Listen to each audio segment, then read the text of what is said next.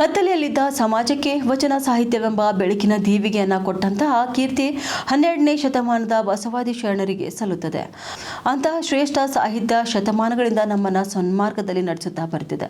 ಆದರೆ ಈ ಸಾಹಿತ್ಯ ನಮ್ಮ ಕೈಗೆ ನೇರವಾಗಿ ಬಂದಿಲ್ಲ, ಸಾಕಷ್ಟು ಶರಣರ ಬಲಿದಾನದೊಂದಿಗೆ ಬಂದಿದೆ. ಇನ್ನು ಆ ಶರಣರ ಹೋರಾಟ ಹಾಗೂ ತ್ಯಾಗವನ್ನು ಸ್ಮರಿಸುವ ಉದ್ದೇಶದಿಂದ ಬೀದರ್ ನಗರದಲ್ಲಿ 3 ದಿನಗಳ ಕಾಲ 24ನೇ ವಚನ ವಿಜಯೋತ್ಸವವನ್ನು ಹಮ್ಮಿಕೊಳ್ಳಲಾಗಿದೆ ಎಂದು ಪೂಜ್ಯ ಗಂಗಾಂಬಿಕಾ ಅಕ್ಕನವರು ತಿಳಿಸಿದರು.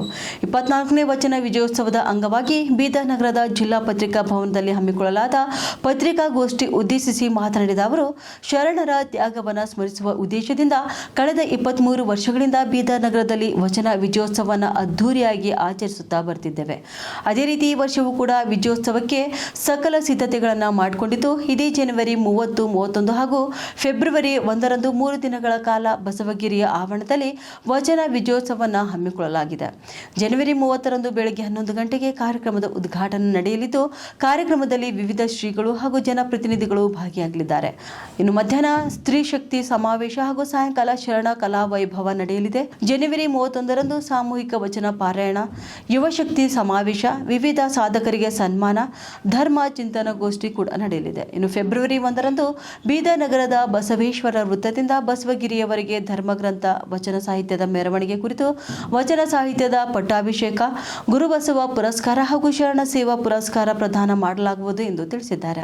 ಇನ್ನು ಜಾಗತಿಕ ಲಿಂಗಾಯತ ಮಹಾಸಭಾ ಉಪಾಧ್ಯಕ್ಷ ಬಸವರಾಜ್ ಬುಳ್ಳ ಮಾತನಾಡಿ, ಈ ಬಾರಿಯ ವಚನ ವಿಜಯೋತ್ಸವಕ್ಕೆ ಎಲ್ಲಾ ಬಸವಪರ ಸಂಘಟನೆಗಳು ಒಟ್ಟಾಗಿ ಶ್ರಮಿಸಲಿದ್ದು, ಇಡೀ ರಾಜ್ಯವೇ ಬೀದರ್ನತ್ತ ತಿರುಗಿ ನೋಡುವಂತೆ ಕಾರ್ಯಕ್ರಮ ಯಶಸ್ವಿಗೊಳಿಸೋಣ ಎಂದು ತಿಳಿಸಿದರು. ಬಸವಾದಿ ಶರಣರ ವಚನಗಳು ಮಾನವ ಬದುಕಿನ ದಾರಿಯಲ್ಲಿ ಹಚ್ಚಿಟ್ಟ ದೀಪಗಳು. ಈ ಶ್ರೇಷ್ಠ ನುಡಿಗಳು ಇಂದು ನಮಗೆ ಉಳಿದು ಬಂದಿದೆ ರೋಚಕ ಸಂಗತಿ. ಶರಣರ ಬಲಿದಾನ ಹಾಗೂ ವೀರಗಾಥೆಯ ಕಾರ್ಯಗಳಿಂದ ಉಳಿದು ಬಂದಿರುವ ವಚನ ಸಾಹಿತ್ಯ ಸಂರಕ್ಷಣೆ ಸ್ಮರಣೆಗಾಗಿ ಪ್ರತಿ ವರ್ಷ ವಚನ ವಿಜಯೋತ್ಸವ ಕಾರ್ಯಕ್ರಮ ಆಚರಿಸಲಾಗುತ್ತದೆ. ಈ ವರ್ಷ 24ನೇ ವಚನ ವಿಜಯೋತ್ಸವವನ್ನು 30, 31 ಜನವರಿ ಮತ್ತು ಫೆಬ್ರವರಿ 1, 2026ರಂದು 3 ದಿನಗಳ ಕಾಲ ಅರ್ಥಪೂರ್ಣವಾಗಿ ಕಾರ್ಯಕ್ರಮವನ್ನು ಆಯೋಜನೆ ಮಾಡಲಾಗಿದೆ. ಜನವರಿ 30ರಂದು ಮುಂಜಾನೆ 8 ಗಂಟೆಗೆ ಸಾಮೂಹಿಕ ಇಷ್ಟಲಿಂಗ ಪೂಜಾ ಯೋಗದೊಂದಿಗೆ ಈ ಕಾರ್ಯಕ್ರಮ ಪ್ರಾರಂಭವಾಗುತ್ತದೆ.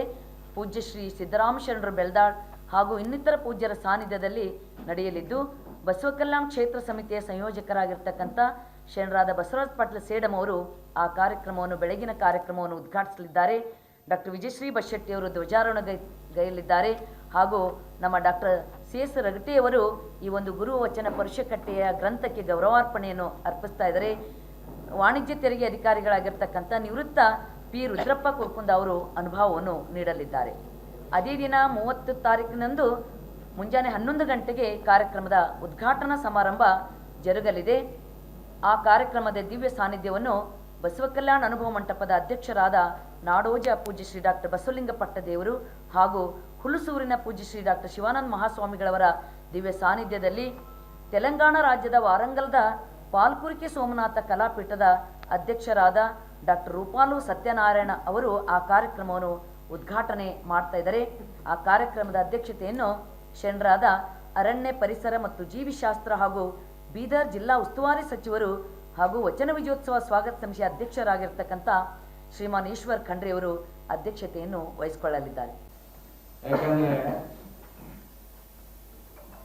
ಪ್ರತಿ ವರ್ಷ ಇದು 24ನೇದು, ಬಟ್ ಈ ವರ್ಷದ ವಿಶೇಷತೆ ಇದೆ. ಯಾಕಂದ್ರೆ ನಾನು ಸಾಲಾಗಿ ನೋಡ್ತಾ ಇದ್ದೀನಿ, ರಾಷ್ಟ್ರೀಯ ಬಸವ ದಳ ಇದೆ, ಬಸವ ಕೇಂದ್ರ ಇದೆ, ಬಸವ ಬಳಗ ಇದೆ, ಕನ್ನಡ ಸಾಹಿತ್ಯ ಪರಿಷತ್ ಇದೆ, ಬಸವ ಸೇವಾ ಪ್ರತಿಷ್ಠಾನದ ನೇತೃತ್ವದಲ್ಲಿ ಅವರ ಅಡಿಯಲ್ಲಿ ಎಲ್ಲಾ ಸಂಘಟನೆಗಳು ಸಂಯುಕ್ತವಾಗಿ ಬಂದು ಈ ಸಲ ಆಚರಣೆ ಮಾಡಲಿಕ್ಕೆ ಪ್ರೋತ್ಸಾಹ ನೀಡ್ತಾರೆ. ಅದಕ್ಕೆ ಅನೇಕ ವಿದ್ವಾಂಸರು ಬಂದು ಯಾವ ಧರ್ಮದಿಂದ ಈ ಜಗತ್ತಿಗೆ ಶಾಂತಿ ಸಿಗಲಿಕ್ಕೆ ಸಾಧ್ಯ ಇದೆ ಎಂಬಂತ ಸಂದೇಶವನ್ನು ಜನಸಾಮಾನ್ಯರಿಗೆ ಕೊಡ್ಲಿಕ್ಕೆ ಬರ್ತಾ ಇದ್ದಾರೆ. ಅದಕ್ಕೆ ಅನೇಕ ರಾಜ್ಯಗಳಿಂದ ಕೇರಳ ಇರ್ಬೋದು, ಆಂಧ್ರ ಇರ್ಬೋದು, ತೆಲಂಗಾಣ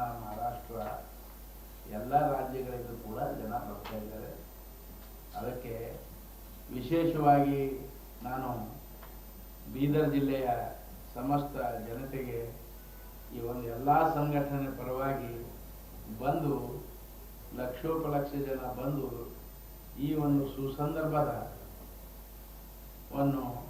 ತಾವು ಉಪಯೋಗಿಸಿಕೊಳ್ಬೇಕು, ಬಸವಣ್ಣ ತತ್ವವನ್ನು ಅಳವಡಿಸಿಕೊಳ್ಬೇಕು. ಎಲ್ಲರ ಉದ್ದೇಶ ಒಂದೇ ಇದೆ, ಬಸವ ತತ್ವ ಪ್ರಚಾರ ಆಗಬೇಕು, ಬಸವ ತತ್ವ ಸ್ವತಂತ್ರ ಆಗಬೇಕು, ಇಡೀ ಜಗತ್ತಿಗೆ ಮುಟ್ಟಬೇಕು, ಜಗತ್ತಿನಲ್ಲಿ ಶಾಂತಿ ನೆಲೆಸಬೇಕು. ಇಷ್ಟು ಹೇಳಿ ಮಾತನಾಡೋದು.